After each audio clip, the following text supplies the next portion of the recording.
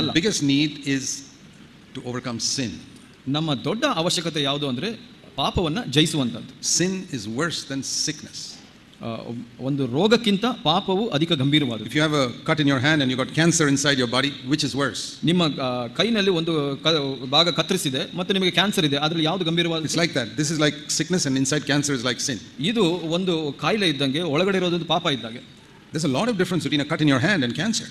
ನಿಮ್ಮ ಕೈನಲ್ಲಿರೋ ಕತ್ತರಿಸಿರೋದು ಮತ್ತು ಕ್ಯಾನ್ಸರ್ಗೆ ಬಹಳ ವ್ಯತ್ಯಾಸ ಇದೆ. This cut in your hand won't kill you. ಯಾಕೆಂದ್ರೆ ಈ ಕತ್ತರಿಸೋದಿರೋದು ನಿಮ್ಮನ್ನ ಸಾಯಿಸೋದಿಲ್ಲ, that will heal. ಅದು ಗುಣವಾಗುತ್ತೆ. Cancer will kill you. ಆದ್ರೆ ಕ್ಯಾನ್ಸರ್ ನಿಮ್ಮನ್ನ ಸಾಯಿಸುತ್ತೆ. Sickness won't take you to hell.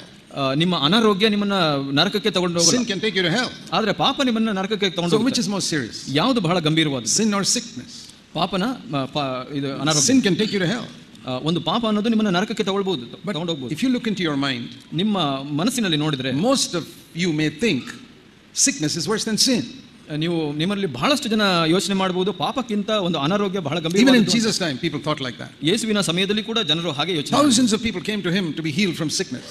ಬಹಳಷ್ಟು ಸಾವಿರಾರು ಜನ ಗುಣ ಆಗಲಿಕ್ಕೆ ಯೇಸುವಿನ ಬಳಿ ಬಂದರು. Oh, they brought so many people with all types of sicknesses. ಅವರು ಎಷ್ಟೋ ವಿಧವಾದ ಕಾಯಿಲೆ ಇದ್ದವರನ್ನ ತಗೊಂಡು ಬಂದರು ಯೇಸು ಹತ್ರ. Do you find in the Gospels even one person coming to Jesus and saying, Lord, please help me to overcome my anger? ನೀವು ಸುವಾರ್ತೆನಲ್ಲಿ ನೀವು ನೋಡಿದ್ರೆ ಯಾರು ಯೇಸುವಿನ ಬಳಿ ಬಂದು ಕರ್ತನೇ ನನ್ನ ಪಾಪದಿಂದ ನನ್ನ ರಕ್ಷಿಸುವಂತ ಬಂದಿಲ್ಲ. Anger. ನನ್ನ ಕೋಪದಿಂದ ರಕ್ಷಿಸುವಂತ ಹೇಳಿದವರು ಯಾರು? Or help me to overcome my dirty thoughts. ನನ್ನ ಒಂದು ಕೆಟ್ಟ ಯೋಚನೆಯಿಂದ ಜಯಗಳಿಸಲು ಸಹಾಯ ಮಾಡುವಂತ ಬಂದವರಿಲ್ಲ. You think people had no dirty thoughts those days? ನೀವು ಅನ್ಕೊಂತೀರಾ ಅವರಿಗೆ ಕೆಟ್ಟ ಯೋಚನೆಗಳು ಇರಲಿಲ್ಲ? You think they had no anger among the Jewish people? ಅವರಿಗೆ ಸಿಟ್ಟು ಕೋಪ ಇರಲಿಲ್ಲ ಯೂದರಲ್ಲಿ ಅಂತ ಅನ್ಕೊಂತೀರಾ? You think they had no unforgiving spirit among them? ಅವರಲ್ಲಿ ಕ್ಷಮಿಸಲಾರದ ಒಂದು ಆತ್ಮ ಇರಲಿಲ್ಲ ಅನ್ಕೊಂತೀರಾ? Do you find any of them coming and saying, Lord, please help me to overcome this? ಯಾರಾದರೂ ಬಂದು ನನಗೆ ಜಯಗೊಳ್ಳಲು ಸಹಾಯ ಮಾಡು ಅಂತ ಕೇಳಿದವರಿದ್ರಾ? I don't find even one case of anybody coming to Jesus like that. ನಾನು ಒಂದು ವಿಷಯ ಒಬ್ಬ ಬಂದು ಹಾಗೆ ಮಾತು ಕೇಳಿದ್ದನ್ನ ನಾನು ನೋಡಿಲ್ಲ. Thousands came to him saying, heal me of this, heal me of that. ಆದರೆ ಸಾವಿರಾರು ಜನ ನನ್ನನ್ನು ಇದರಿಂದ ಅದರಿಂದ ಗುಣಪಡಿಸುವಂತ ಬಂದರು. Because they believed that sickness is serious, sin is not serious. ಅವರು ಯಾಕೆ ಆ ಥರ ಮಾಡಿದ್ರು ಅಂದ್ರೆ ಅವರಲ್ಲಿ ಒಂದು ನಂಬಿಕೆ ಇತ್ತು, ಪಾಪಕ್ಕಿಂತ ಅನಾರೋಗ್ಯ ಬಹಳ ಗಂಭೀರವಾದದ್ದು. One man even came to Jesus and said, Lord, tell my brother to divide the property with me. ಒಬ್ಬ ಬಂದು ಹೇಳಿದನು, ನನ್ನ ಸಹೋದರನಿಗೆ ಆಸ್ತಿಯನ್ನು ಭಾಗ ಮಾಡಿಕೊಡಲು ಹೇಳು ಅಂತ ಹೇಳಿದನು. He wanted money. ಅವನಿಗೆ ಹಣ ಬೇಕಿತ್ತು. So they came to Jesus for money, they came to Jesus for healing, but they never came to Jesus for overcoming sin.